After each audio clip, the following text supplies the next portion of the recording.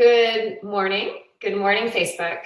This is Kim Silver with Building Bonds, and I am here with Melody Hennig of Busy Beaks Academy out of the Medical Center for Birds in Oakley, California. Say good morning to Melody. Good morning.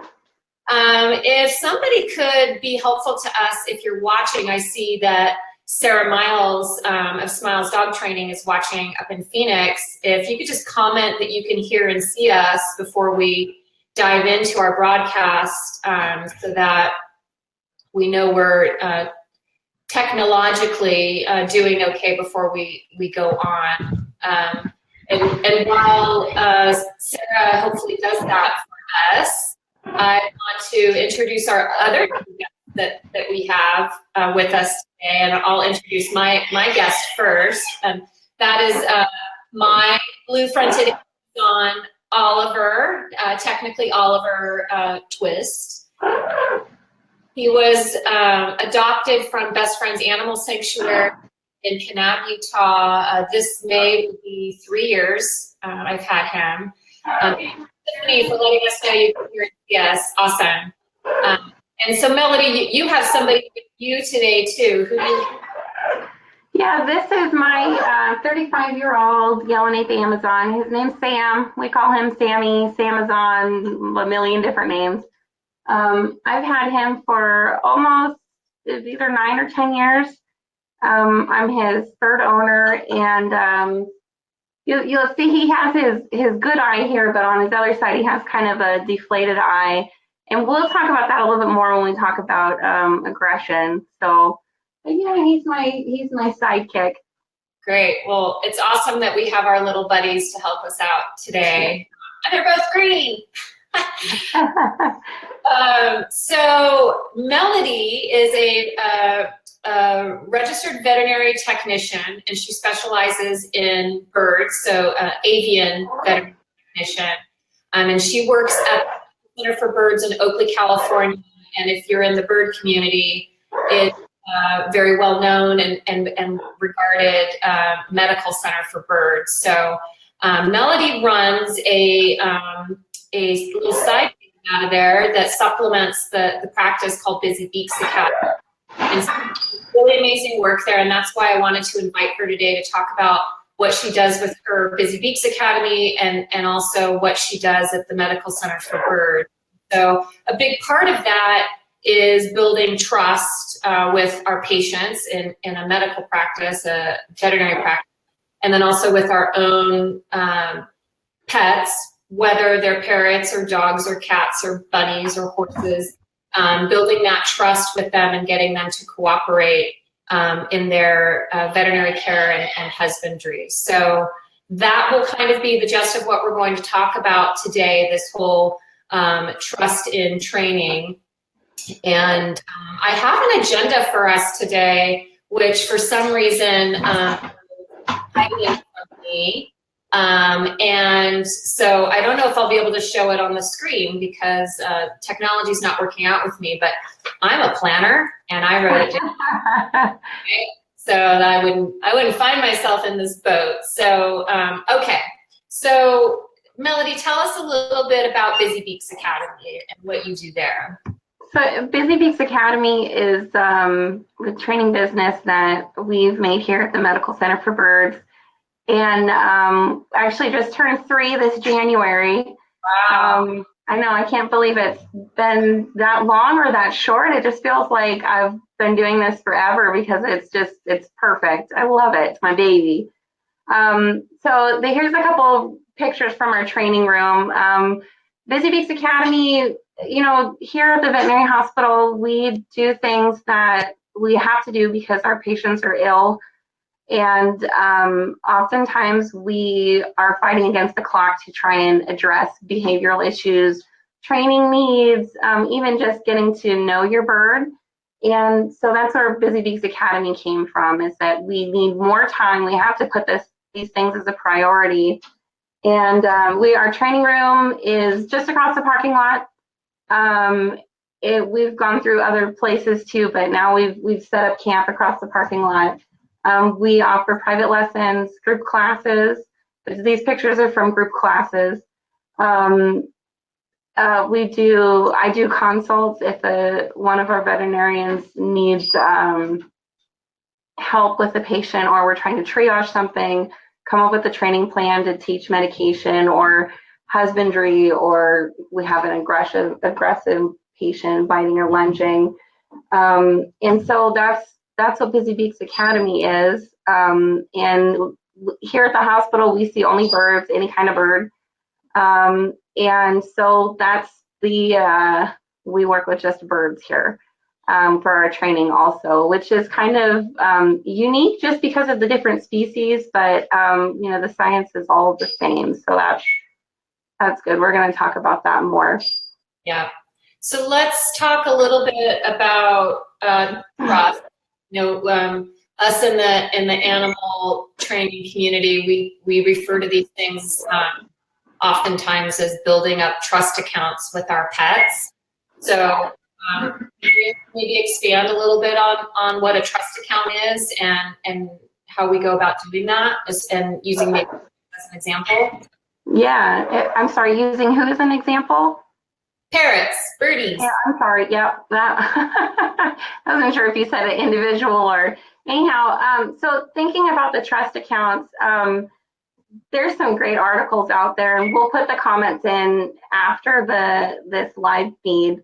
But Steve Martin from Natural Encounters and Dr. Susan Friedman specifically have some wonderful articles about what does training and trust look like. And one of the things they talk about, as Kim mentioned, is this trust account. And I try and picture like this imaginary piggy bank. And as we are adding trust into that account, we're putting in whatever is reinforcing for our bird. And you're getting a little excited over there, buddy. So for every bird and every person, every dog or cat, it's different. This picture here of Mickey, he's taking treats out of a bowl. And so treats are reinforcing to him, and how you give them is also very important. Can we go to the next picture? So for every bird, it's a little different. Can you guys all see the egg carton at the bottom of the picture there? It's kind of cut off on my screen. I see it. These are just examples of different things that we can put into those piggy banks, whether it's treats, a special toy, foraging, and every animal has their unique things that they like. This is Sammy going on a car ride, highly reinforcing for him. One thing that, here's a cat, right, rubbing their face just in that right way, or scratching them over the bum. Those are all things that for whichever individual animal are things that we put into that trust bank and build up this trust account. This is a good, yeah. I often refer to them, I think, in a similar way that Susan Friedman does, is that when we're depositing into the trust accounts with our animals, we save, right? We're saving all this good stuff, if we're going to use money as an equivalent example, that eventually we might need to make a withdrawal from that savings account. And so, what would be an example of when you might need to make a withdrawal from a trust account? Many times what we see here is when your bird is ill, we have to take withdrawals from that account. And sometimes it's just here that association happens. Maybe your bird stays for a couple days and is treated for whatever illness or has surgery and goes home, and then everything is okay. But a lot of times once they go home, they're still on medication. And so why we worry so much about putting these deposits into that account is we don't want to bankrupt them. We want to have enough positive experiences and positive reinforcement in that account, enough money, so that when we have to make that withdrawal, they're not bankrupt. And the word that I always love to use for that is resilience. And so the definition of resilience, which I always like to go to, is the capacity to recover quickly from difficulties. So that if we have to make a withdrawal from that account, our birds aren't bankrupt. They're not very frightened or apathetic every time they see the towel. The other definition, the ability of a substance or object to spring back into shape. So we draw blood, or we have to get our bird into the carrier very quickly because our house is burning down, right? It can happen. And we have to make that withdrawal from the account, and then our birds are okay after because they have enough positive experiences to go off of. So Right. that's what we think about our trust account. And actually, one of the things that we have here that we hand out to clients sometimes when we're trying to actually like visualize that, I'm a really visual person, so I have everything on paper. We have a picture of a piggy bank, and we kind of list out the things that these are some things that we can put into that account so that when we have our withdrawals, we're adequately funded. I love that. Great explanations of that. Thank you. And, you know, I'd like to again point out, and I probably will do this multiple times throughout this live broadcast, is that even though you're an avian person primarily, these principles apply to all species. You know, so you mentioned, you know, getting a parrot into his carrier to take him to the vet. The house is burning down. You know, that's something that we might have to do with our cat, our guinea pig, our bunny, other small animals, and our dogs. You know, and anytime, you know, there's a fear component in any situation for humans or animal, we can potentially be withdrawing from the trust account. So thank you. That's awesome. So, you know, I am a certified professional dog trainer through Karen Pryor Academy, and so are you. So we haven't mentioned that yet. So you and I met through Karen Pryor Academy years ago, and I did not have a parrot back then. And you have been one of my inspirations and mentors to me as I've become part of the avian world as a parrot parent. And I should add that, you know, part of the reason why I wanted to bring you on today is because I plan to add parrots to my services this year, which I'm really excited to do because there's not a lot of support and help out there for people. You know, let's talk about Karen Pryor Academy and why does a parrot trainer and a veterinary technician go to a dog trainer professional program and get certified?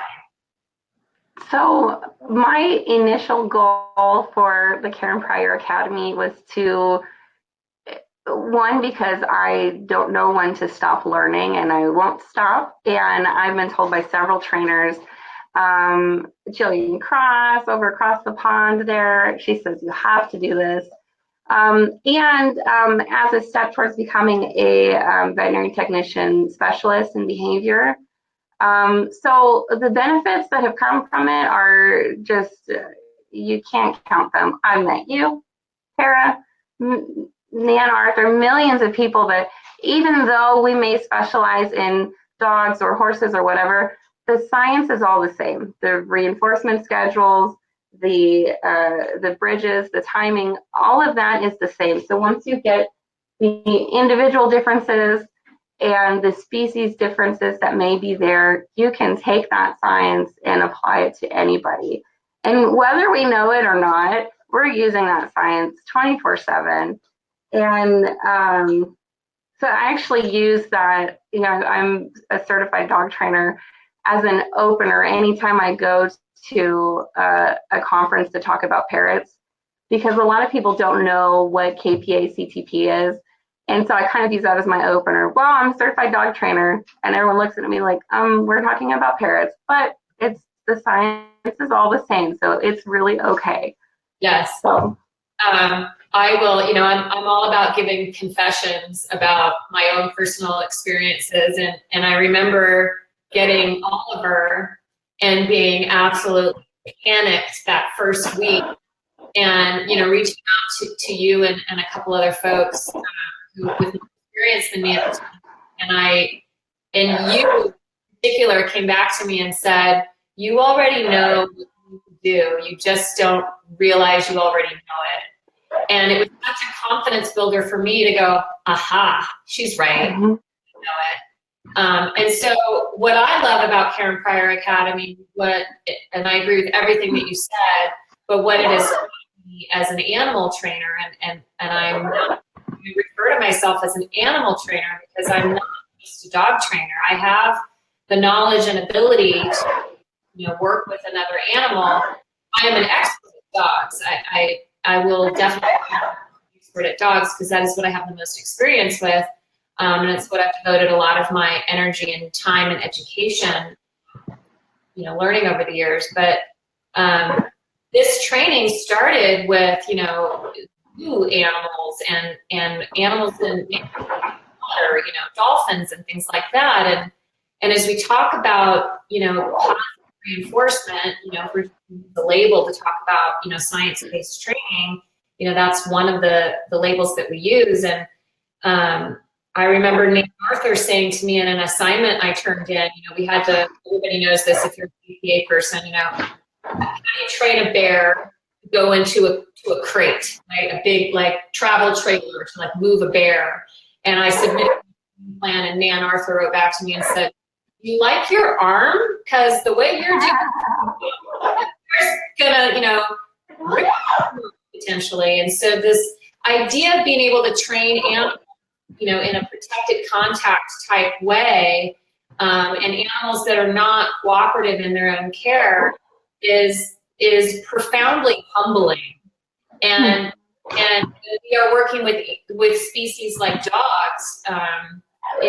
I like to think of that dog as a lion, tiger, or bear, because that dog has the potential to cause me harm. And so I have to be as humane as possible in my training. And the same with the little birdies. I mean, they have the potential to bite and cause harm. And we're going to talk about that a little bit later. So I think everybody looks at these guys, he weighs 14 and a half ounces and somebody says, how can he hurt you?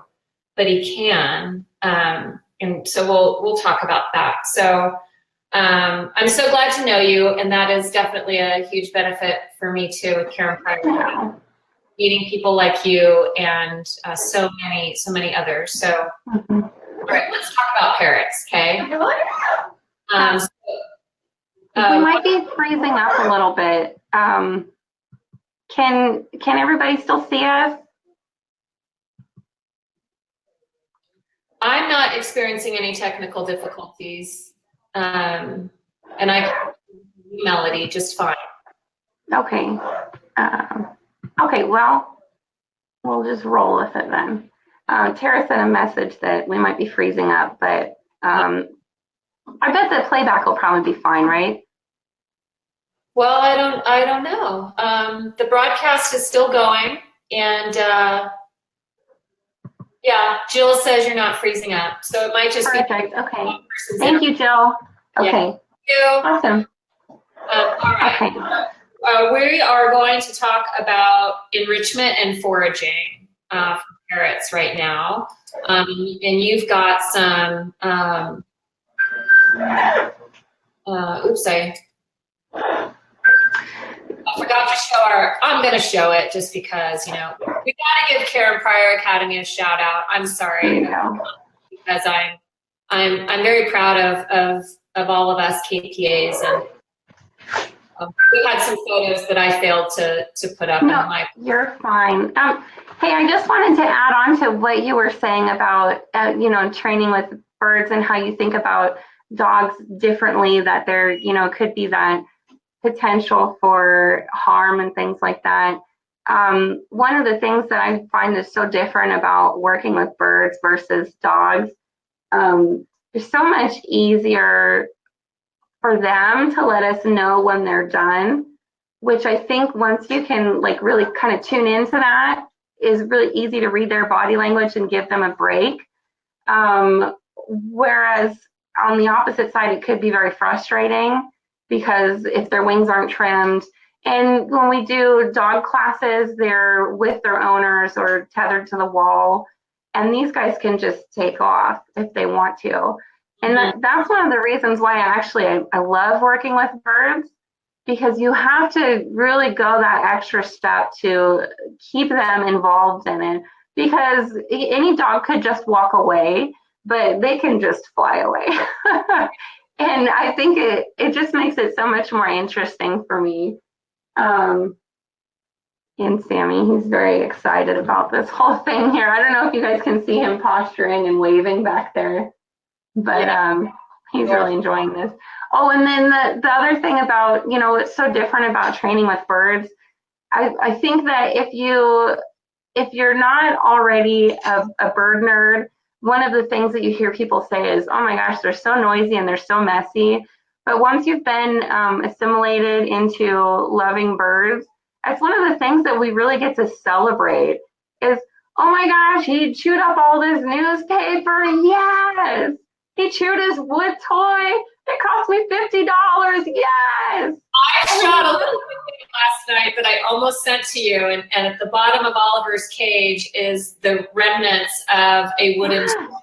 Yes. And it's not something that he goes to very often at all, and he just beat the crap out of this wooden toy. I was like, oh my God, let me get it on video. Yeah, and you know, and we think the same way with dogs too, but at least for me, like it took me a while. When my dog would get into the garbage, go, oh, you know, crud, I shouldn't have left that in there. But now, you know, he gets into the garbage and I go, well, I taught you how to forage, so good job. But with birds, I think it's a lot more like natural that we go, yes, you made a mess, and we get to celebrate that. So let's talk about that, why it's so important, and we've got some photos that we'll share with people. But you know, I think in the dog training community, you know, we talk a lot about enrichment. That's a trend now, and it's really an important part of animal care in general. And so let's talk about what sort of enrichment you suggest for parrots and what foraging is and why it's important. So foraging, just quite simply, is the acquisition of food, right? In the wild, that's how there's no bowls in the wild where they can just go and eat their rations for the day and then just go be a perch potato. These guys are working for their food, they're socializing, and they're taking care of their feathers so they look fabulous. When they are in our homes, a lot of times what we're taught is that here's the food, put it in a bowl, and then they'll go hang out on their own while you're gone. And then when you get home, you can take them out and interact with them and things like that. But we need to keep those beaks busy. It's natural for them. It's healthy for them. And that's how they take care of their beaks also. So in the pictures, you could see Allie, the gray parrot, and she has a bowl there with just a bunch of shredded newspaper. And that was, her food is in the inside, and there's just these layers of newspaper over the top that she has to chew her way through. The next picture is our little Goffins cockatoo, and you can see in the background he's got all these little Dixie cups, and there's straws and cardboard and things like that. There are so many different resources for foraging. If you look on YouTube, there's a ton of different channels and webinars that are readily available. Barbara Heidenreich has webinars on demand, and so does Laura Joseph at the Animal Behavior Center, and you get great ideas with that. So not only is enrichment and foraging natural for them, they need to chew on things, but it keeps them busy. I use the term perch potato because, I mean, that's this guy behind me. If he doesn't have anything to do, he just sits on a perch. I mean, he's like a couch potato, but on a perch. And so they need to be kept busy so they're mentally satiated too. So one of the great things, and Kim, maybe we can do a different talk about this sometime, but when teaching enrichment is a great way to learn what your parrot is capable of and how to really adjust things from that. Because if they can't get into the forager and get what you've put in there for them, then they don't understand it. Mm-hmm. They're not being stubborn or dense or whatever. They don't get it. And so that tells us, let's take a step back, make things a little bit easier. The goal is absolutely for them to be successful, and then we can increase the difficulty from there. So in foraging, at least in teaching it, you get that automatic feedback. And sometimes training, it's not quite so clear. So the other thing about foraging, this is the last thing I'll say so I don't take up too much time. Foraging is such an easy way to put a deposit in your trust account. If you take a favorite treat and show them how you've wrapped it up and give it to them, there's a deposit in your trust account. It's very easy. And you can do that for any bird because it doesn't have to be a hands-on thing. You can put it in their cage and leave. If they're shy or they want to bite you, it's still a deposit in your account. Awesome. Okay. So if you could pick one favorite enrichment activity for your personal parrots, what would it be? You mean like a starter or like a favorite? A favorite. Favorite. I really, lately we've been doing these little bags. I don't have one with me. I could pick something different. Each one of my birds has a different favorite. Sometimes that favorite is the easy one. Can y'all see this one? Yep. This one unscrews here. So this is Sammy's favorite, but only because it's easy. If I had to choose one for Sammy, he really likes these like 6-packs for soda or beer, and I'll put wrapped up food and newspaper and stuff those in there, or put shredded paper or straws or things like that. And he loves to pick things out and then flatten it and drag it around his cage. So that's a favorite for him and me.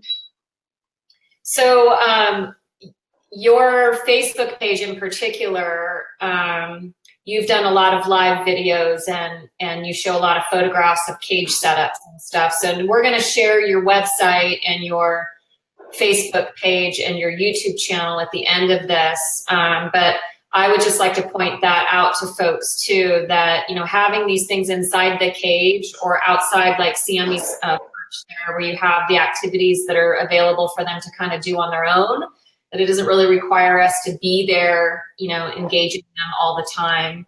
But cage setups are really important. And I think that would be a great live video for us to do one day, is really walk through effective cage.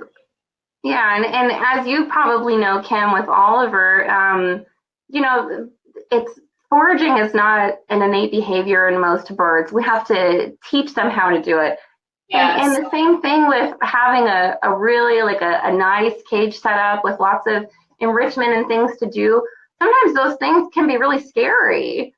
And so we have to, you know, get them acclimated to things like that too. And I have some things that I want to talk about when we talk about shy and fearful birds, because, gosh, he's so excited back there.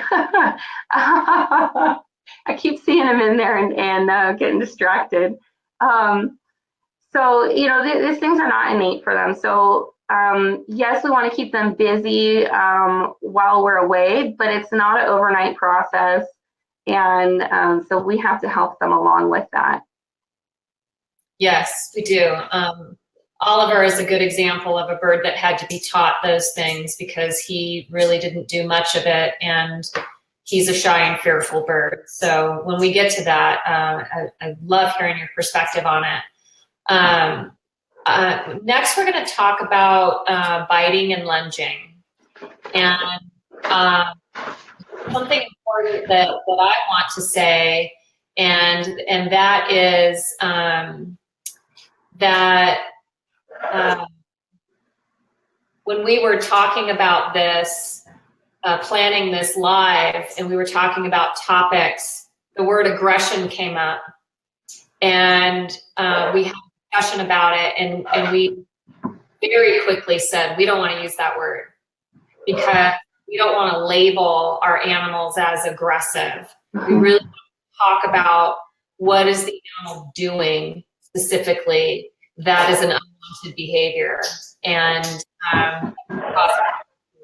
so in particular with birds, it is biting and lunging, right? And it could be, you know, lots of different posturing and things that can lead up to biting and lunging. But like you said, it really, we don't want to label them. It depends on the individual. So sometimes it's biting and lunging. Sometimes it's flying across the room and biting people. That's this guy. Sometimes it's attacking the cage bars, whatever it is. But yeah, we absolutely, if we're going to say aggression or any kind of label like that, we at least have to back it up with what they're doing. And, we try and help our clients here with them. And, my bird is X, Y, Z. And we say, okay, what are you seeing? So that's a good way that we can all help each other be on the same page. Mm-hmm.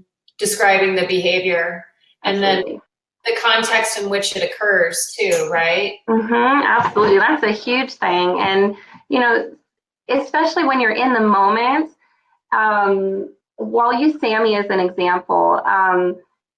He has one good eye and then one eye that's a little bit deflated. He sustained an injury while he was trying to attack his previous owner. And so he lost vision in that eye due to that, trying to protect herself. So, you can see both sides of the story. Anyhow, since I've had him, that biting and lunging, flying across the room to try and attack people has still continued, but not with me.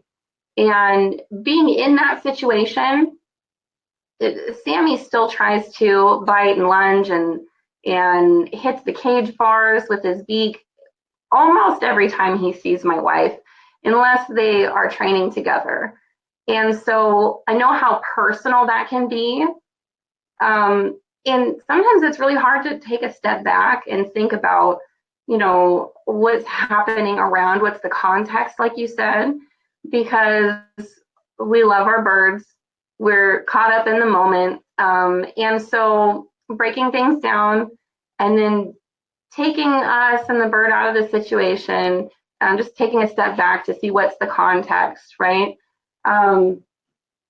Sammy, this posturing right here, his tail's fanned out, his wings are a little separated, he's kind of dancing in the background here. I don't think you guys can hear it, but he's kind of like snuffing through his mouth. So very excited behavior. This context that he's just with me, we're fine. But if anybody else was around, this is a good predictor that he may try and bite or fly at you. So if I was in someone else's shoes and I was bit, it was really hard to see that body language. So we'll have to kind of help people to see that so they can predict things. And then the hard part here, I think the hardest part is giving them something to do instead, right? So sometimes, especially in the veterinary hospital, when we see this biting and lunging, it's based out of fear, right? You've been to the veterinary hospital before and your wings got trimmed and you got a towel thrown on you. Maybe you got poked by a needle. Maybe you were chased around by the towel. It doesn't have to seem scary to us. It just needs to seem scary to them. And that aggression is a natural reaction.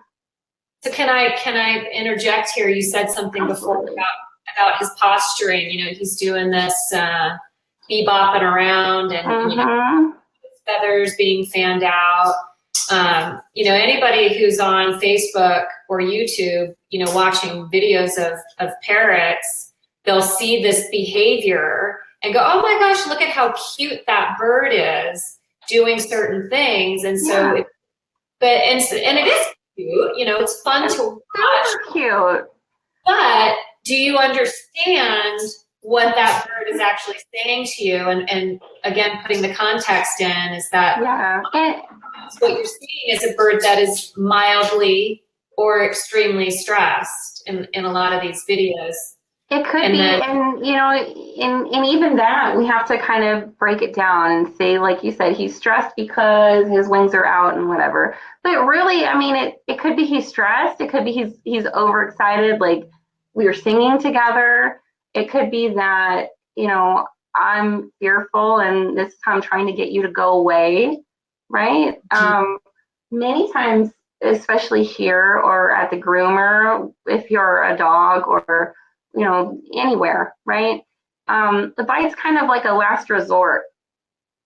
And it's not always a last resort because they've tried to tell us with their body language, hey, I don't like this. Or they grumble at us or they squawk at us or lunge or fly away. No, thank you. No, thank you. No, thank you. I really don't want to do this. And then here we don't have a choice because you're very ill. And so we're not able to respect that. And sometimes that's where we see birds and cats and dogs who eventually they take out those middle steps. And so biting didn't work, or lunging didn't work, flying away didn't work, fluffing up my feathers. None of these things worked, but the bite worked. I'm just going to cut out the middleman and go straight to it. So, and there's absolutely, in teaching them other ways that they can say no, reinforcing when they say no, and that if he says no, we can give him a break, come back and try again a different time in a different way, right? That we can kind of get that middleman back and teach them how to communicate again. Building up their trust account too by doing absolutely. Yeah, and it's really kind of interesting to think that, I mean, to me, like my Amazon is 550 grams. He's just a little over a pound, right? But we think of them as such like big creatures because they pack a strong bite. But really they're just little fluff balls. And so giving them that respect when they tell us, no, I don't want to do this, and we take a step back is huge for them. The more we can allow them to say, no, I don't want to, then it opens up more opportunities for them to say yes in the future. And right. Sometimes in the distant future and sometimes 2 minutes later. Right. So Melody, I'm giving you a little professional plug here. So biting and lunging is a fairly common issue. You know, if you're in any of these bird forums online and people are always asking or commenting about it, what do I do? Yeah. And you and I both know there's not a lot of parrot trainers out there in our communities to go into that person's home and give them a behavior consult. But you do them by phone and by video, yes? Yeah, if it's a distance thing, I have gone to people's homes before, locally. But I do Skype lessons. Prefer to do that than over the phone because, we're subject to a lot of, you don't get to see things. And I think that I can put some resources in the comments, but there's a few other people that do that too that I can think of offhand. Right. But, just getting that, things that you can do instead. And there's so much just kind of folklore out there that, your bird has to be out X amount of hours a day.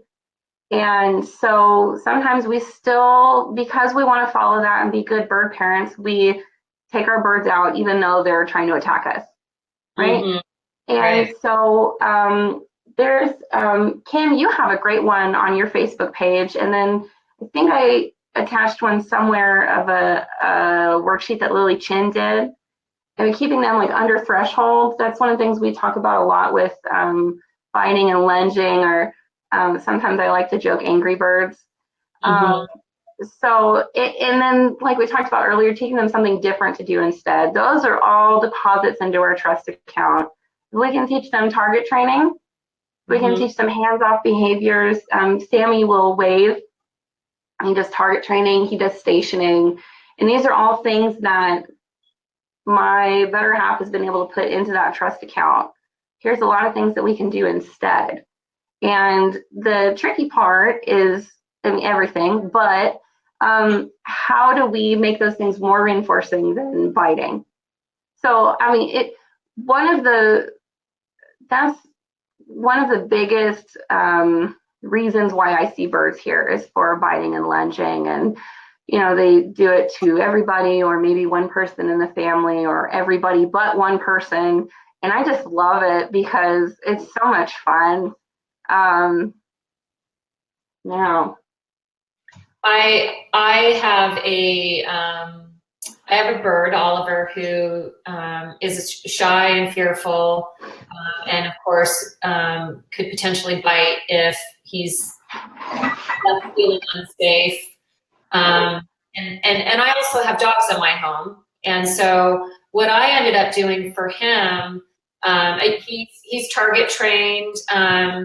He will follow a target, and I'm exploring those different kinds of targets with him too, because even getting him to leave his cage can sometimes be a challenge. But what I ended up doing, and if I don't know if people can see my room, this is my office at home. But I also call it, my bird room, because this is where Oliver lives. And I enclosed it so that I can allow him to come out of his cage at his leisure. He currently is not the type of bird that will go and chew on things, inappropriate things, so I don't need to worry about that with him, but with some birds you do. And so that being let out of the cage should be supervised. But at least he has an enclosed area. So if you had a bird that, likes to fly across the room and attack your spouse, you can at least have an enclosed space where there's enrichment activities for your parrot to come out and do those things. Feel safe doing so. And so enclosing this room, because that used to be a big opening there and I put doors in, enclosing this room has been a very enriching thing that I did for Oliver's life. So making sure, I think, that our birds have safe places, because feeling safe is very important. And sometimes that safe space is in the cage. We talk about doing like protective contact training like you would with a lion or a tiger. And that's to make your bird feel safe, because they don't have to worry about these. These are big and scary. And if they are biting out of fear, which sometimes they are, sometimes they aren't, sometimes we don't know, we're just extrapolating. When this happens, then they might bite. But if they're safe in their cage, it's okay to start there and work your way up. It gives us confidence because we have a reinforcement history also. If our reinforcement history is when I'm around Sammy, I get bit, then we need to work on that also, along with why is he biting and how can we give him something to do instead. Right. So whether it's a safe space, like when Sammy's out, just like you were saying with Oliver, when Sammy's out at home, either nobody's home. Actually, he doesn't like my wife, but he's fine with my toddler. So there's none of this displaying or anything. It's really interesting. Anyhow, we have our safe space. Either we're upstairs, we're in a different room, or she's just not home, and that's fine. I can remember the last time that I got bit was probably 3 years ago, and we didn't have our communication. Anna came home and started hollering downstairs and talking to me and having fun. He heard her voice, started doing this, and I got a little nip. So, a lot of it is antecedent arrangement, right? Out and you tuck your cats away. Same kind of thing. So explain that to somebody who doesn't understand what an antecedent arrangement is. Antecedent arrangement is really simply just setting yourself up for success. It's if it's raining, you bring an umbrella out with you. If I know that my bird may try and bite or fly at my wife, then I make sure that she's out of the room, out of the house, or we're in a different location than she is, so that you can kind of prevent that from happening. And you can use that in cases where birds are biting, where birds are, we know that we have a duck here right now who is really afraid of towels. If you walk by with a towel, even if it's tucked under your arm, and she just kind of sounds her little duck alarm. And so we try and, tuck the towels real small. We're not going to walk by waving a flag, right? And you can use that for good things too. That, if I know that this patient is coming in and he really likes walnuts, I'm going to have almonds in my pocket. I say walnuts or almonds, whichever they like. You're ready for it. Right. You can set the situation up so that the animal's behavior is different than the unwanted behavior. So the consequences end up being different. then, right? When we set up the before part, the antecedent part, like being prepared for it and thinking it through prior to, we can possibly influence the animal's behavior by setting up the situation so that it has a good outcome and a positive experience for the animal. Absolutely. Mm-hmm. Is there anything else you wanted to say about biting and lunging before we move on to our next topic? I could talk about this all day, so probably not. Okay. All right, so I love it. thing we're going to talk about, which is one of my favorite topics, and that is medical training. And because you do work at the Medical Center for Birds, you have a lot of experience with this. And I think we've got some fun photos to show too, of some medical training things that we've done with the birdies. And this is some target training and some enrichment things. Oh yeah, perfect. So can you go back one picture, please? Yep. Perfect. Yeah, so I put this in here with the medical training because we can absolutely teach a bird how to take medication from a syringe. But a lot of times if they'll take it from food, like oatmeal, then if the doctors are fine with it, then we just go for that. Because, really it's less about, looking awesome and taking medication from a syringe without restraint and more about how can we get this medication into this bird so that they're healthy and they're still, they're happy, right? Mm-hmm. A lot of birds are fine with being scooped up in a towel and giving them their meds, and they'll chatter their beaks and lick up the whole thing. So it's the point of this picture is the least stressful is most successful. So, and we talk about that a lot at veterinary. Yeah, it's very true with dogs and cats. And that's why we have pill pockets and hot dogs and cheese, right? Right. Yeah, so I just want to show this picture because, really it is about what's the least stressful. So this next photo I love. Tell us what's going on here. So this is Jasper. She's a dusky conure, and she's taking her medication from a syringe. I love the top picture here because you can really see her leaning out of her bubble. And, the presenting the syringe, just like you would present a target, it's a cue, it's a question. When I hold this target out, if you touch it, then you get a cookie, right? And there's a little bit that goes into teaching it. I like to start with an empty syringe and then add in water or juice and then medication. But anyhow, this picture she's got such great body language that she's really reaching for it. And you can see her little eyes looking at it. She's really engaged in it. And when we're talking about low stress medication training, whether it's oral medication or a cream or whatever it might be, really, if we can have them participate in those treatments, that's the best thing. We got a lovely message from Vicky, who's another fantastic bird lady. She's got Braveheart dog training, because she's also a dog trainer like you. So she's just checking in while working and saying good. Hi, Vicky. Okay, so this next photo, tell us what's going on here. So this is also a good example of what we call the protective contact training, pretty much through the cage bars. All we're doing is that's an empty syringe, so we're just for fun doing medication training. If you touch the syringe, then you get a cookie. So medication training doesn't have to be for birds who are used to being held, or they don't have to be out of the cage for it. As long as you can give them some sort of reinforcement, it doesn't have to be food, then we can do medication training. So that's why I really like this picture. And again, you can see he's really leaning to touch that. sometimes I kind of picture like they have like their own little personal space, because they do. And when we're asking that question, do you want to touch this target or syringe? It's outside of that bubble, so they kind of meet us halfway. We don't just, smack it in their face. Yeah.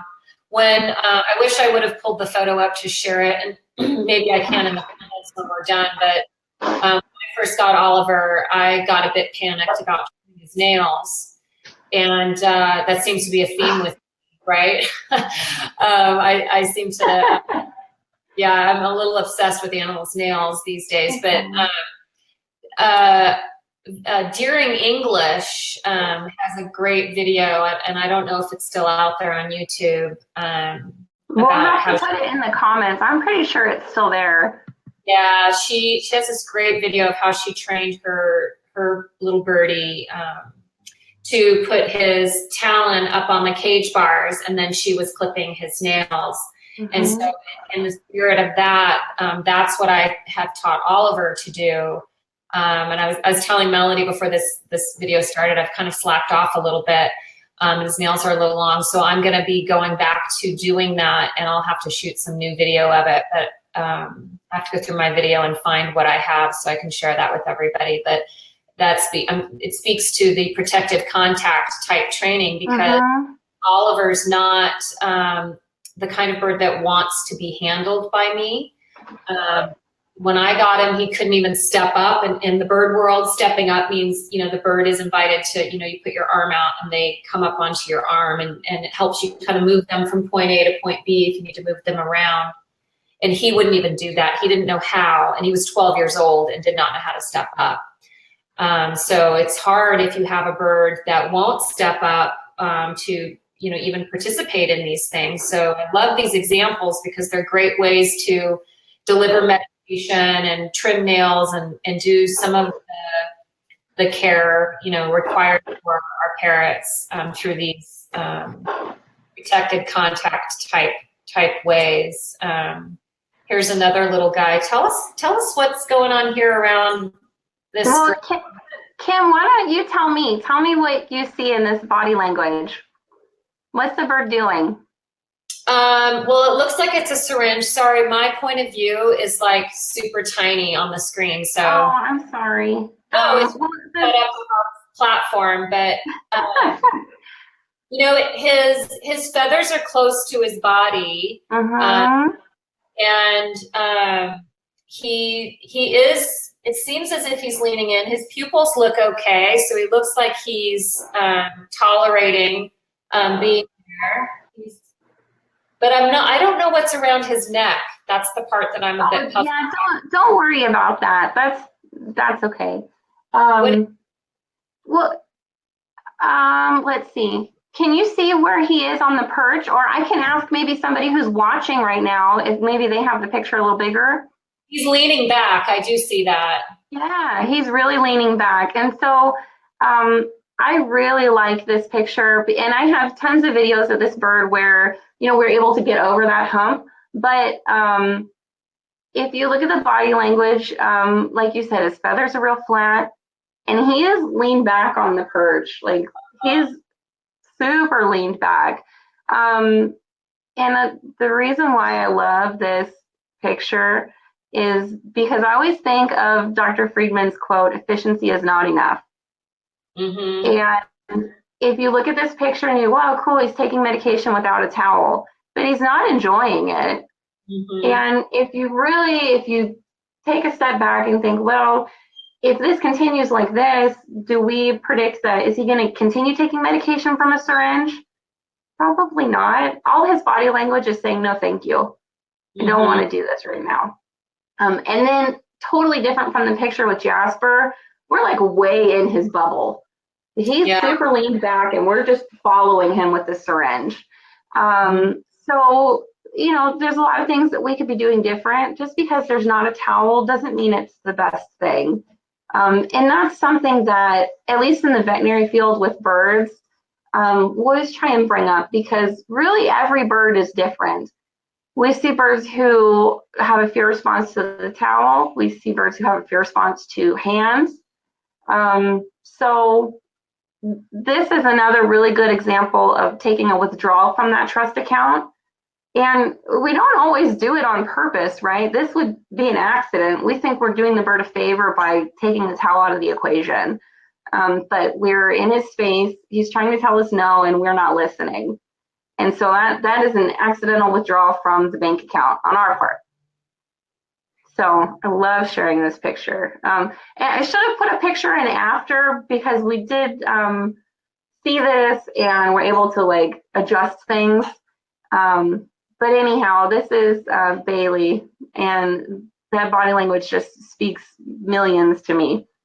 And so from a trainer's perspective, you know, I look at this and hearing the story of this particular gray, there's more training work to be done, right? Absolutely, yeah. In between medical procedures or in between when he has to take medication, there's lots of training where you're filling up that trust account, that you know, apple juice in the syringe sort of thing, so that if they like apple juice. Right. Yeah. But yeah, this, you know, and it might be that at the point that this picture was taken, maybe that body language is a little subtle, like we don't notice it. But like we were talking about earlier, if we predict that going down this path that the behavior eventually is going to fall apart, then we'll catch it at some point, and then we'll go down a different fork of the road and try something new. But yeah, these are just like, you know, some body language that's saying, no, I don't like this. Yeah. This, I'm going to go off on a little tangent here, because this is Kaya, and when he started coming to us and needed, I think it was just a grooming and some routine blood work, and was very fearful of the towel and fearful of handling in the towel. So sometimes what we will do is reach for sedation. It's a conscious sedation, and in people, at least, it has an amnesic effect. And sometimes we're able to use that kind of as a tool while we do training in between. And, you know, as sedation works with dogs and cats and maybe people, I'm not really sure about people, but the more stimulation is around, the more they're aroused, they can kind of wake up out of that sedation. And this little guy was so stressed that the sedation really didn't have any effect on him. He was still yelling and fearful with the sedation. And so he stayed with us for a little while, just I think a couple days. And we took our behavior that we wanted to do, which was to get a blood sample, and we do that from the jugular vein. And we couldn't stretch out his neck under sedation. That was the part that he was really not okay with. So we said, okay, let's break this down into little steps. We'll pet him and give him a treat. We'll touch his neck and give him a treat. Just like when you're teaching puppy classes and you're getting them used to handling, touching different parts of their body, and you touch their head, treat, touch their bum, give them a treat, touch their foot, give them a treat, and just kind of ping pong around like that. And we really were able to do the footwork beforehand. And I can't remember offhand. I feel kind of silly for not remembering, but I don't think we used sedation when we got the blood sample. We were able to, you know, communicate with him. This is what we're going to do, and it's okay if we touch your neck, because good things happen. So putting a lot of money into that trust account. That's nice. Yeah, and you know, these are the kind of things that having, you know, you can't, just like operant conditioning and respondent conditioning, it's not black and white. There's no split right down the screen. There's no veterinary care and behavior care. Everything is meshed together. And this is a perfect example of that. In one of the articles that we're going to share in the comments, from Susan Friedman and Steve Martin, I think it's the one they wrote together. Something Susan says in the paper is about trust is not either you have it or you don't. Right. There's a process that is involved in this, and you know, we're kind of speaking very high level today about this because the work that goes into gaining enough trust with an animal to do some of these more invasive things can be a long-term process. Yeah, and it's hard too if you come in with Oliver and then it shows if your response to the towel, he tries to avoid it or he alarm calls and we say, well, you should really go home and work on training him with the towel. But you need more instruction from that. And that's why kind of having this marriage has been helpful, because I can tell you, well, we should probably work on the towel, and you go, well, no doy. But you have to find the towel at the time, and you need the guidance, because Right. even if we have a step-by-step plan, nothing ever goes according to plan.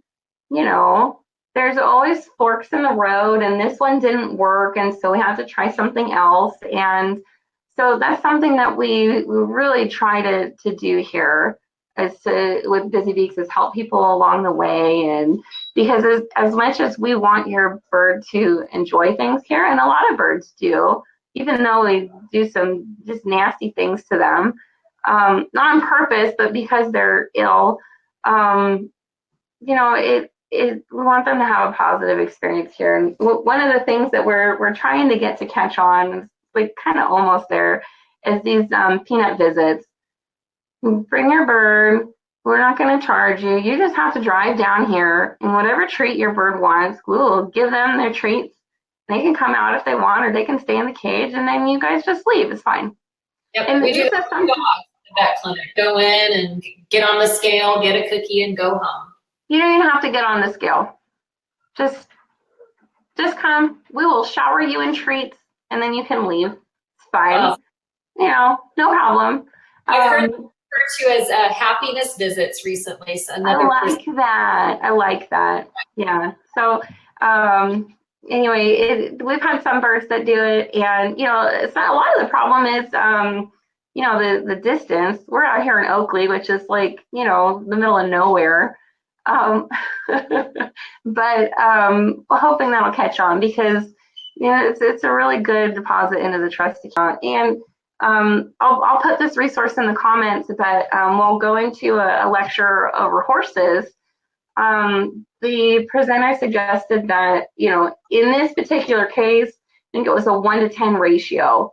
One vet visit for as many visits without doing anything, just to balance things out and help prophylactically. The next time maybe it won't be so fearful.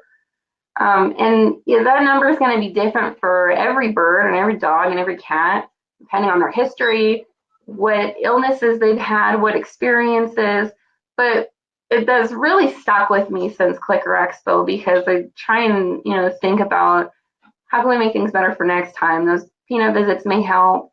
Some training may help. But it's something that I think that we can all look into more for our own pets too.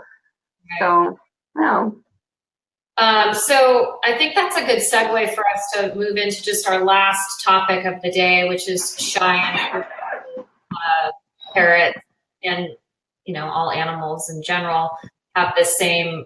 This is a problem for a lot of our companion animals and our captive animals, our parrots, and it can make medical training really challenging. When I got Oliver, I invested in some of Barbara Heidenreich's videos, one of which was how to prepare your parrot for the veterinary exam. And it's a very good video if anybody wants to look into it and purchase it. Barbara Heidenreich, if you haven't heard of her, is a very well-known expert in humans. And she's got a lot of, I think here in the broadcast, she has a lot. Is that Sammy? Yeah.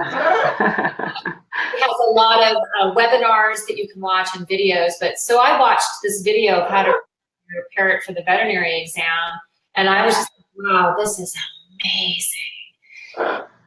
But my guy, I couldn't get him to leave the cage. So if I can't get him to leave the cage, how am I going to do all these lovely things that she's showing me? So I had to even backpedal even further from what she's showing me.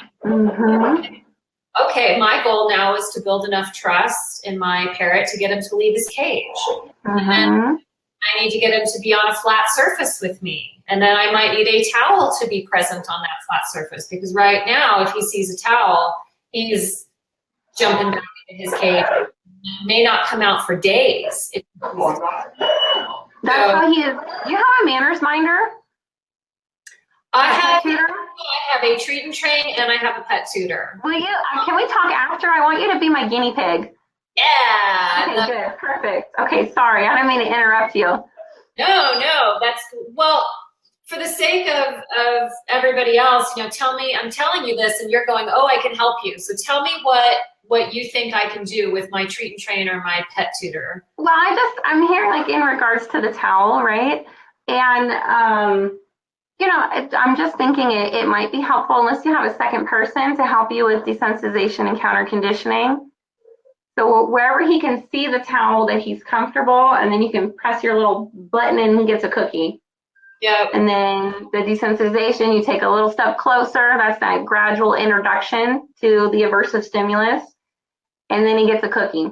And the counter conditioning is that pairing. It's that replacing that fear response with an appetitive response, which is the awesome feeling you get when you eat a cupcake or a peanut.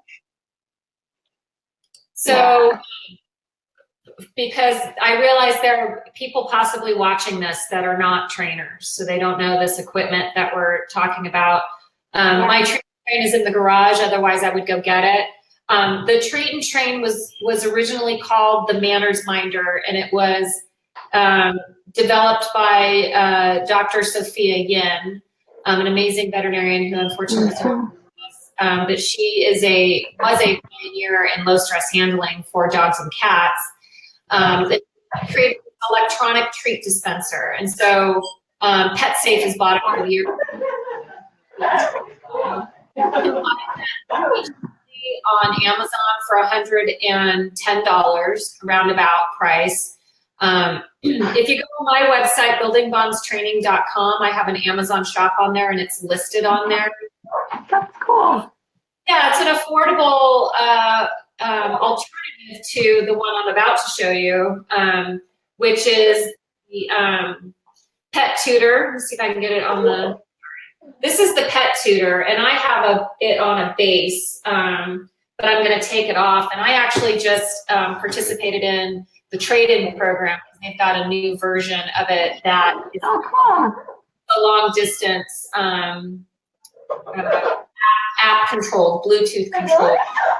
I've taken this off the base, you can see it, but you can actually hang this in the bird's cage if they're not afraid of it, because or outside, and you can have it to drop into a bowl.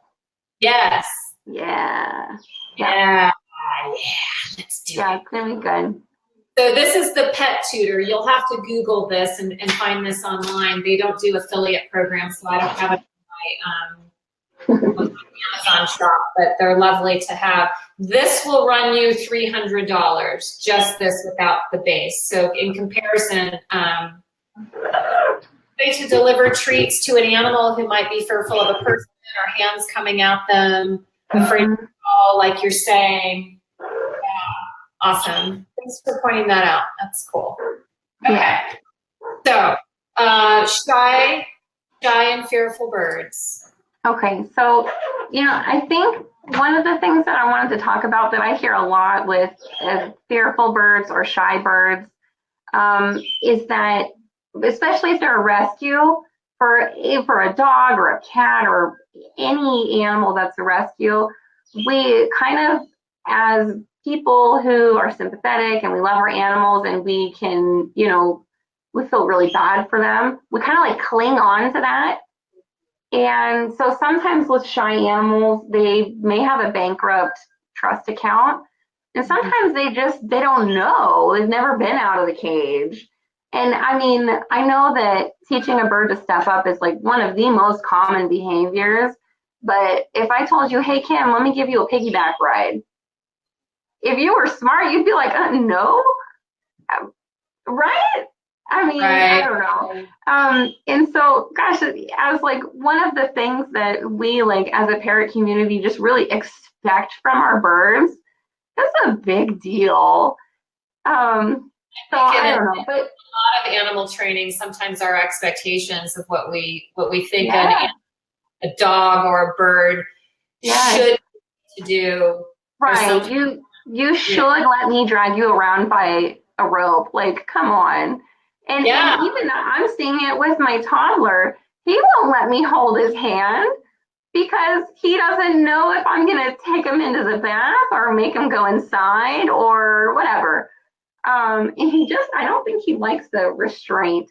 I don't know. I can speculate all day, but those are the same speculations about taking a dog by the leash or taking a bird on your hand. Are you going to take me and put me back in my cage? No, thank you. Or just We all learn the by consequences, right? So it goes back yeah, to, yeah, behavior from the animal's point of view or from the learner's point of view, whether we're talking about mm-hmm, dogs, yes, parrots, my behavior has some sort of an impact on the environment. So that's mm-hmm, behave that way because I want a desired consequence. mm-hmm, The animal has a learning history of having a piece of equipment on them, like a leash, or your toddler, little fox, you're grabbing his hand and saying, come on, we're going to take a bath, and he hates baths. But the next time you want to grab him by the hand and, take him for a walk outside, he might say, hand holding means bath time. yeah. Not, And you know what? I think something that I've really learned from Fox is that it doesn't really matter if it's anything that is aversive to him or not. If it's not on his agenda, then it doesn't matter. And I mean, that's true of all of our animals. We have to keep in mind, that's what they say at National Encounters all the time. What's in it for me? It doesn't matter if, we're dragging them into a fire pit or, cotton candy. If it's nothing that is reinforcing for them or on their agenda, then it's not reinforcing enough. Forget about it. So yep. yeah, and it's just really good to keep in mind because as we are doing all these things with our birds, that's on our agenda.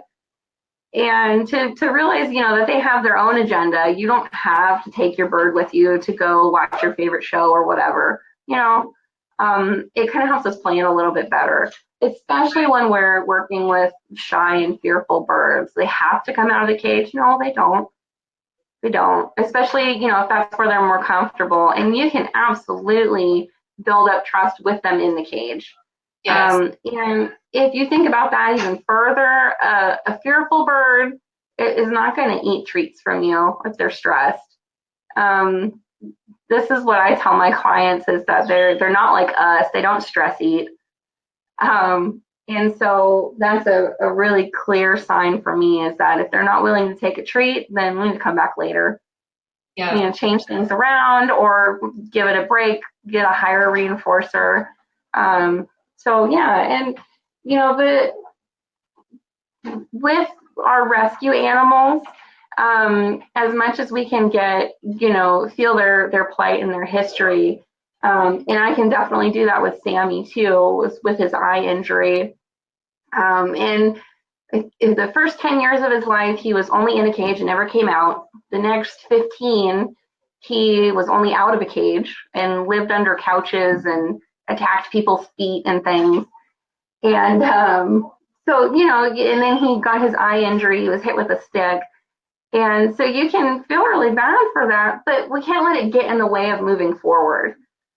So we look at the bird and what we have, and we go from there. Either they have a bankrupt trust account, or they just don't know. What are you asking when you put your hand near me? And it could be a million things in between. But we look at the behavior we get, and we make a plan. We change our plan, and we go from there. Working with shy and fearful birds, a lot of times we do more hands-off things, just like you would for a bird who's biting or lunging.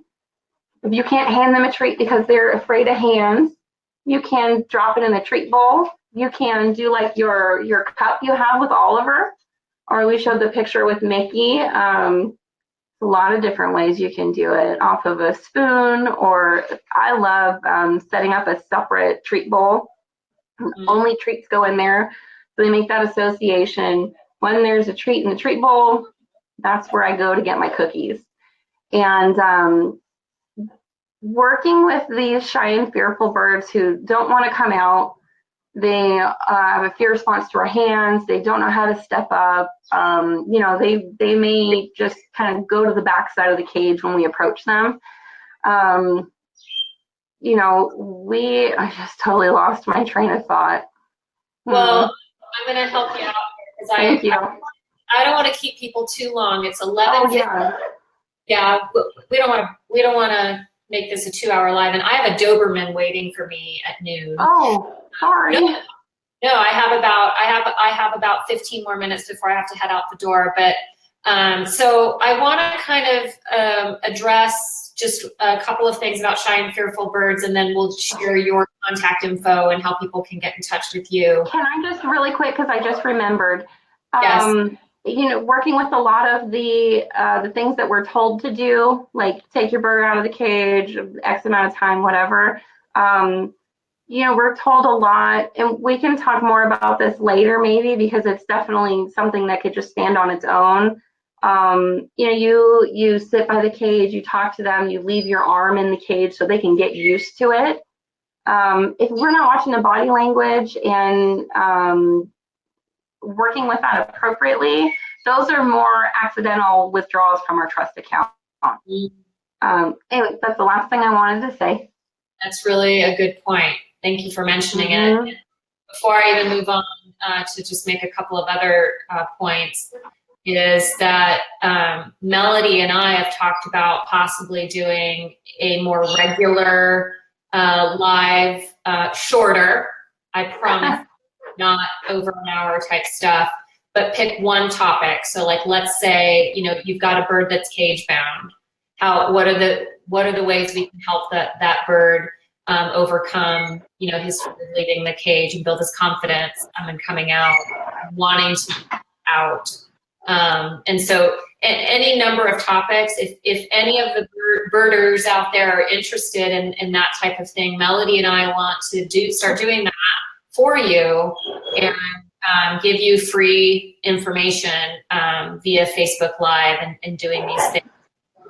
So put it in the comments if you're interested in that happening. But just briefly, I also want to say about the approach that we take with shy and fearful birds, and I see it happen a lot with dogs too, is that we're luring, you know, we're trying to wave that sunflower seed or that piece of hot dog, you know, in front of a dog's nose to say, oh, I'm safe, and you interact with me, and all the while the animal is like, oh my gosh, you know, get away from me. And we've been taught for ages, from the time we're little kids, you know, give the dog a cookie and he'll know that you're friendly. And that is so not true, and it's not true for our birds either. And the points that you made about, you know, the feed cup are so important with shy and fearful birds. That luring, and that's what that's referred to as luring, is not always the best place to start with a shy and fearful bird, because you're going to end up with buckus, because you're going to be standing there with that banana chip going, I don't know why.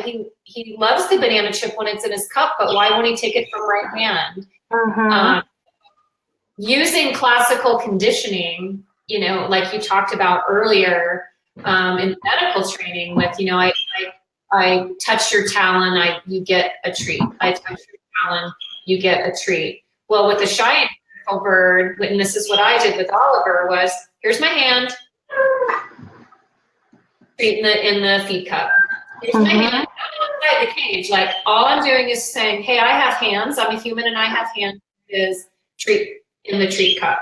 And then I incrementally was able to get closer and closer. Now my bird takes things directly from my hand. But by God, I thought he was going to starve to death when he first came to my house, because I thought it was the scariest thing in the world. And he will probably always be a shy bird. And that's okay, right? his page. It's totally okay. But looking at the progress that you guys have made, I really doubt it. Yeah, I mean, Oliver, somebody asked earlier, and I tried to answer the question. I don't know if they saw it. You know, he was 12 when I got him. He's about 14 and a half now. He's nearing 15. And so for the first 12 years of his life, he was cage bound. And so if you can imagine any of his veterinary care, he was toweled, and I could tell that it wasn't done in a way that he felt safe because he has this horrifying fear of towels.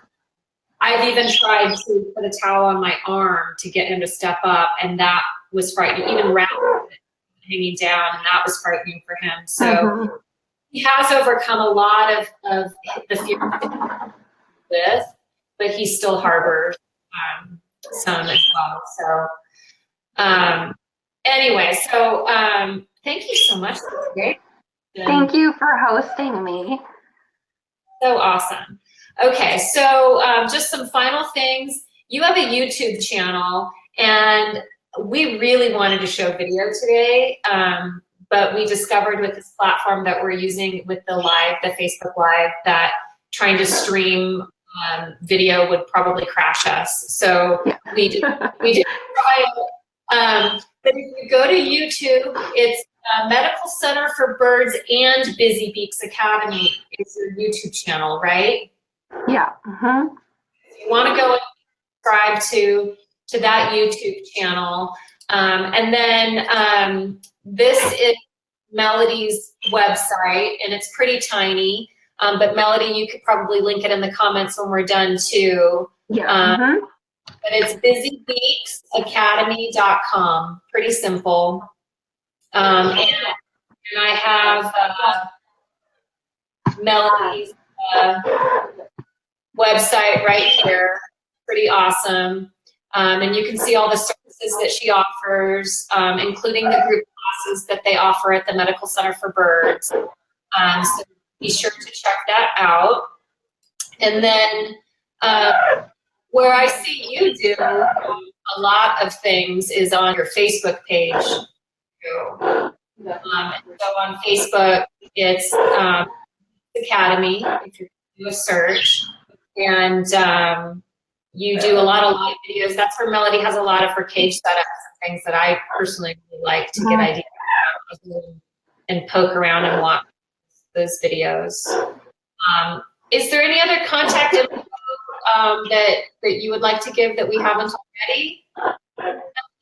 My email is just my name. It's melody@busybeaksacademy.com. Or if you have any questions or want to share a story or anything, you can put it in the comments or find me on Facebook, and I would love to talk birds with you. Is that it right there? Melody@busybeaksacademy.com. That's it. Yep. Thank you, Kim. Welcome.